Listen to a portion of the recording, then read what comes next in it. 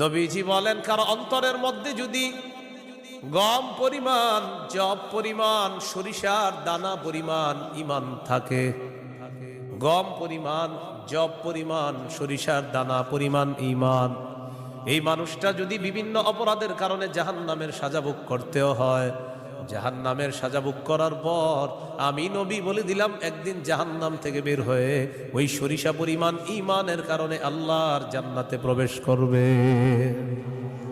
খাঁটি ইমান, বিশুদ্ধ ইমান, এটার মধ্যে কোনো ঝামেলা করা যাবে না।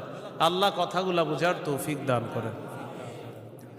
দোকানের শাটারটা লাগাইতেছেন, অর্ধেক শাটার আপনি নিছেন, মুয়াজ্জিন মসজিদের মধ্যে বলে কদ কামাতিস সালাহ, কদ কামাতিস সালাহ, নামাজ দাঁড়ায় গেছে, নামাজ দাঁড়িয়ে গেছে। এই টাইমে কাস্টমার এসে কয় 10,000 টাকার সদায় লাগবে, টেনশনে পড়ে গেলেন, নামাজ 10,000, নামাজ 10,000, নামাজ 10,000, পুরাই টেনশনে আছে। আল্লাহ তাআলা বলেন, সম্পদ যেন তোমাদেরকে আল্লাহর থেকে দূরে সরায় না দেয়। নামাজ দাঁড়িয়ে গেছে, আপনি শাটারও লাগাইতেছেন নামাজে যাওয়ার জন্য, আল্লাহ তাআলা বলেন, এই শোনো, সম্পদ যেন আল্লাহর থেকে দূরে সরায় না দেয়। কাস্টমার কয় 10,000, মুয়াজ্জিন কয় কদ কামাতিস সালাহ, টেনশনে পড়ে গেছে, কি করব? সূরা তাহার 132 নম্বর আয়াতে আল্লাহ বলেন, লা নাসআলুকা রিজকা নাহনু নারযুকুকা, নবী আপনার কাছে আমি রিজিক চাই না, আমি আপনারে রিজিক দেই।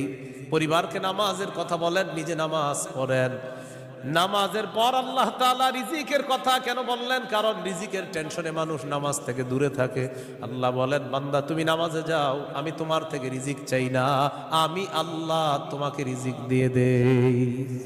আল্লাহ তাআলা বলেন, ইন কানা আবাউকুম, যদি তোমাদের মা বাবা, ওয়া আবনাউকুম, যদি তোমাদের সন্তান, ওয়া ইখওয়ানুকুম, যদি তোমাদের ভাই বোন, ওয়া আজওয়াজুকুম, যদি তোমাদের বিবি, ওয়া আশিরাতুকুম, যদি তোমাদের পরিবার আত্মীয় স্বজন, ওয়া আমওয়ালুন ইখতারাফতুমুহা, যদি তোমাদের উপার্জিত সম্পদ, ওয়া তিজারাতুন তাখশাউনা কাসাদাহা, তোমাদের ব্যবসা, যেই ব্যবসায় লস হওয়ার টেনশনে থাকো, ওয়া মাসাকিনু তারদাউনাহা, যে বাসস্থান তোমরা অনেক ভালোবাসো, আহাব্বা ইলাইকুম মিনাল্লাহ ওয়া রাসূলিহি ওয়া জিহাদিন ফি সাবিলি, আল্লাহ তাআলা বলেন, এই 8টা জিনিস যদি আল্লাহ এবং তার রাসূল চাইতে তোমাদের কাছে বেশি প্রিয় হয়, ফাতারাব্বাসু, অপেক্ষা করো, হাত্তা ইয়াতি আল্লাহু বিআমরি, আল্লাহ তাআলা গজব নিয়ে আসার অপেক্ষা করো। বলি নাউযুবিল্লাহ।